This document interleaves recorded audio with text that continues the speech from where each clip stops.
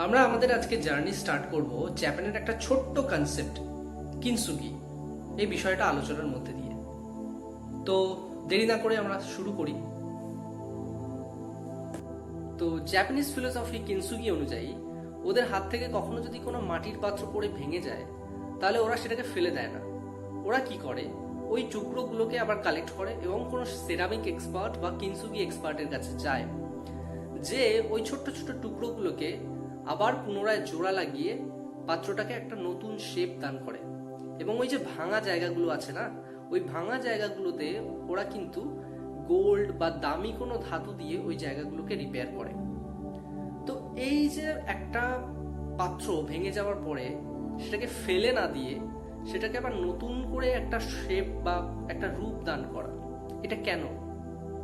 তো আমরা যদি এটাকে নিয়ে অ্যানালাইজ করি তাহলে দেখা যাবে এই কিনসুগি বা এই যে ফিলোসফি সেটার কিছু ইন্টারনাল মিনিং আছে বা এটা কিছু রিপ্রেজেন্ট করছে, যেটা আমরা 5টা পয়েন্টে সামারাইজ করতে পারি।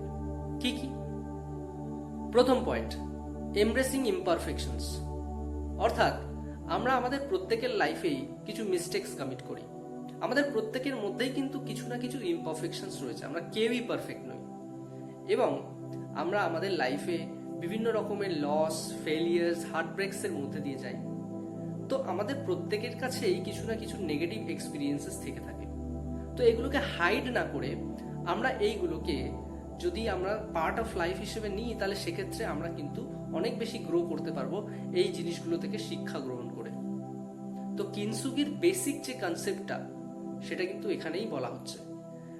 এই যে দামি ধাতুটা এখানে ইউজ করা হচ্ছে সেটা বোঝানোর জন্য যে দেখো, যে জিনিসটা ভেঙে গেছিল তার ক্র্যাকগুলোকে আমরা ছোপাচ্ছি না বা আমরা লুকিয়ে রাখছি না, বরং আমরা সেগুলোকে হাইলাইট করছি। কেন? কারণ এগুলো আমাদের পার্ট অফ লাইফ। যে জায়গাগুলো ভেঙে গেছে না, এগুলো আমাদের লাইফের কিছু মিস্টেকস বা কিছু ফেলিয়ার্সকে রিপ্রেজেন্ট করছে এবং সেগুলোকে হাইলাইট করা হচ্ছে। কেন? কারণ এগুলো আমাদের পার্ট অফ লাইফ হিসেবে আমরা নিচ্ছি। ওকে, নেক্সট পয়েন্ট হচ্ছে ফাইন্ডিং স্ট্রেংথ ইন ভালনারেবিলিটি। অর্থাৎ আমাদের খারাপ সময়ের মধ্যে দিয়ে আমরা আমাদের নিজেদের স্ট্রেংথকে যাতে বাড়াতে পারি। এই যে বাটিটা বা এই যে পাত্রটা যে ভেঙে গেছে সেটাকে আবার জোড়া লাগানো, অর্থাৎ তার জন্য একটা কারেজ দরকার। এবং সেটা জোড়া লাগাচ্ছি কি দিয়ে? নতুন কোনো দামি কোনো ধাতু দিয়ে। এটার মাধ্যমে রিপ্রেজেন্ট করা হচ্ছে যে আমাদের লাইফে যখন কোনো প্রবলেমস আসে, আমাদের লাইফে যখন কোনো ফেলিয়ার্স আমরা ফেস করি বা কোনো মিস্টেকস কমিট করি, তখন আমাদের কখনো কখনো মনে হয় যে আমরা গিভ আপ করে দিই বা আমরা পুরোপুরি বিধ্বস্ত হয়ে যাই। তো এই যে পার্টিকুলার সিচুয়েশনসগুলো, এই সিচুয়েশনসগুলো আমাদের মাথায় রাখতে হবে যে এগুলো আমাদেরকে নানান রকম শিক্ষা দিয়ে যাচ্ছে। এখান থেকে আমাদের মধ্যে যাতে স্ট্রেংথ অ্যান্ড রেজিলিয়েন্স এই জিনিসগুলো আস্তে আস্তে ডেভেলপড হয়। তো এগুলো আমাদের জীবনের এক একটা অঙ্গ এবং এইগুলো না থাকলে আমরা কখনোই গ্রো করতে পারবো না। সুতরাং এই যে পাত্রটাকে আমরা নতুন করে সাজাচ্ছি তার জন্য একটা স্ট্রেংথ লাগে এবং সেই পাত্রটাকে নতুন রূপ দান করার জন্য আমরা নতুন কিছু ম্যাটেরিয়ালস ইউজ করছি। অর্থাৎ আমাদের লাইফে কিছু চেঞ্জেস আনার জন্য আমাদের কিছু অ্যাড করতে হচ্ছে। সেরকমই আমাদের জীবনে আমাদের যে ফেলিয়ার্স, মিস্টেকস, এগুলো এক একটা নতুন কিছু ভ্যালু অ্যাডিশন করে যাচ্ছে আমাদের লাইফে, যেটা কিনা আমরা শিক্ষা হিসেবে গ্রহণ করতে পারি এই পার্টিকুলার এক্সপিরিয়েন্সেসগুলোর মধ্যে থেকে। ওকে, নেক্সট হচ্ছে ভ্যালুইং আওয়ার জার্নি। অর্থাৎ আমাদের প্রত্যেকেরই আমাদের জার্নিটাকে সবসময় ভ্যালু দেওয়া উচিত। আমরা কি করি? আমরা সবসময় ডেস্টিনেশনের উপর ফোকাস করি, কিন্তু ডেস্টিনেশনের উপর ফোকাস অবশ্যই থাকা উচিত। অ্যাট দ্য সেম টাইম জার্নিটাও আমাদেরকে সমানভাবে উপভোগ করতে হবে। কারণ আমরা যদি জার্নি এনজয় করতে না পারি তাহলে আমরা ডেস্টিনেশনে পৌঁছাতে গেলে অনেক বেশি স্ট্রাগল করে ফেলবো। হ্যাঁ, তো এই জন্য বলা হচ্ছে যে কিনসুগি আমাদেরকে কি শেখায়, যে আমরা যাতে আমাদের জার্নিটাকে ভ্যালু দিতে পারি। কিভাবে? দেখুন, এই যে কিনসুগি আর্ট ফর্ম যেটা, সেটার মাধ্যমে কিন্তু একটা ভাঙা পাত্রকে আবার নতুন একটা রূপ দেয়া হচ্ছে এবং সেটা আরো বেশি ভ্যালু পাচ্ছে। কখন? যখন তার সাথে কিছু আরো নতুন দামি ধাতু অ্যাড করা হচ্ছে। তার মানে কি, এই যে পার্টিকুলার প্রসেসটার মধ্যে দিয়ে যখন পাত্রটা যাচ্ছে তখন তার মধ্যে কিছু ভ্যালু এডিশন হচ্ছে এবং তার মূল্য আস্তে আস্তে বৃদ্ধি পাচ্ছে। তাহলে আমরা যখন আমাদের জার্নির মধ্যে দিয়ে যাই তখন আমাদের মধ্যে কিছু পজিটিভ চেঞ্জেস আসে, যার মধ্যে দিয়ে আমাদের ভ্যালু কিন্তু আস্তে আস্তে বৃদ্ধি পায়। তো এটা একটা big lesson from কিনসুগি। Next point হচ্ছে ট্রান্সফরমেশন থ্রু হিলিং। অর্থাৎ আমাদের মধ্যে এই যে ট্রান্সফরমেশন বা বিবর্তন, এটা আসে কিভাবে?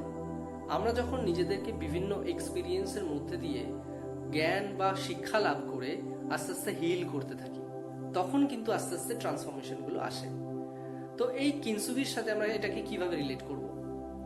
কিনসুগির ক্ষেত্রে কি হচ্ছে, আমরা দেখছি যে একটা ভাঙা পাত্র, সেটাকে আমরা ভেঙে যাওয়ার পরে আবার টুকরোগুলোকে রিকালেক্ট করে নতুন একটা রূপ দান করছি। তাহলে এই রূপটা যখন দান করছি, আমরা কি করছি? তার জন্য একটা দামি ধাতু দিয়ে সেই ভাঙা জায়গাগুলোকে আমরা প্রলেপ দিচ্ছি। এই যে ভাঙা জায়গাগুলো রয়েছে, সেইগুলোতে আমরা বিশেষ কিছু ধাতু দিয়ে প্রলেপ দিয়ে দিচ্ছি, অর্থাৎ হিল করে দিচ্ছি। এই যে হিলিং প্রসেসটা চলছে, তার মধ্যে দিয়েই কিন্তু এই পাত্রটা একটা নতুন রূপ পাচ্ছে, যেটা কিনা আরো বিউটিফুল বা আরো সুন্দর। তো হিলিং প্রসেসটার মধ্যে দিয়ে যদি না যেত, তাহলে এই যে নতুন রূপ বা এই যে ট্রান্সফর্মড রূপটা, সেটা কিন্তু কখনোই পেত না এই পাত্রটা। সেজন্যই বলা হচ্ছে যে আমরা যে প্রসেসের মধ্যে দিয়ে যাচ্ছি, সেই প্রসেসের মধ্যে দিয়ে আমরা যদি নিজেদেরকে হিল করতে পারি, আমাদের বিভিন্ন এক্সপিরিয়েন্সেস, মিস্টেকস, ফেলিয়ার্স, হার্ট ব্রেকস, এগুলো এক একটা আমাদের অভিজ্ঞতা হিসেবে যদি আমরা নিতে পারি এবং সেখান থেকে কিছু না কিছু লেসন্স কালেক্ট করে আমরা যদি নিজেদের লাইফে ইমপ্লিমেন্ট করতে পারি, তাহলে আস্তে আস্তে আমরা নিজেদেরকে হিল করব এবং হিলিং এর মধ্যে দিয়ে যেটা হবে সেটা হচ্ছে ট্রান্সফরমেশন বা বিবর্তন। And the final point is it's a symbol of hope. অর্থাৎ এটা একটা আশার প্রতীক। কিভাবে? আমরা আমাদের লাইফে যখন বিভিন্ন রকমের ফেলিয়ার্স, রিজেকশনস এবং হার্ট ব্রেকস এগুলো ফেস করি, তখন আমাদের একটা সময় কি মনে হয়, আমরা সমস্ত কিছু ছেড়ে দিই বা আমরা গিভ আপ করে দিই। কিন্তু কিনসুগি আমাদের কি শেখাচ্ছে?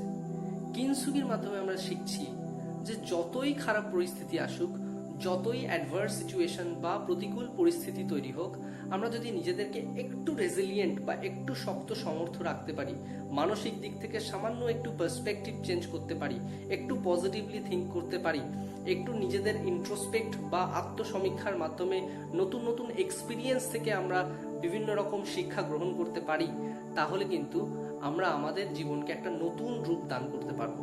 এবং তার জন্য আমাদের কিছু ধৈর্য ধরতে হবে। মাইন্ডসেটটা খুব ইম্পর্টেন্ট আমাদের কাছে। আমরা মাইন্ডসেট নিয়ে আরেকদিন আলোচনা করব।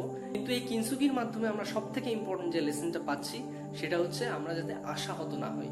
আমাদের প্রত্যেকের জীবনে যাতে আশা থাকে যে আমরা নিজেদেরকে রূপান্তরিত করতে পারবো। ভেঙে যাওয়া পাত্রটার মতো আমরা আবার নিজেদের লাইফকে সুন্দর করে সাজিয়ে নতুন রূপে রূপ দান করতে পারবো।